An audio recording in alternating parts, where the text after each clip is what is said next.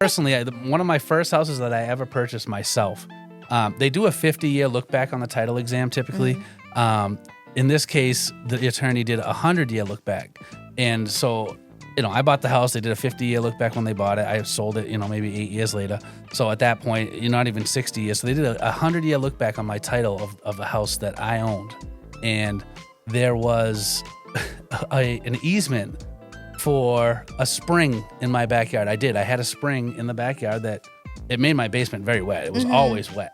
And it would bubble up in the backyard. So there's a spring in the backyard. And 100 years ago, someone thought it was a good idea for having this easement a right of way to allow people in the neighborhood to bring their livestock through my backyard and drink out of the spring anytime they wanted. Horses and goats and stuff? Oh, wow. Any livestock. So they were allowed. I was not allowed to put up a fence around the spring. So if somebody had a horse in the neighborhood and they wanted to walk right into my yard and drink out of the spring, guess what? They could with their livestock. So I thought that was kind of a funny story and easement. I mean, you see a lot of utility easements that come up and different things like that, electric company and stuff.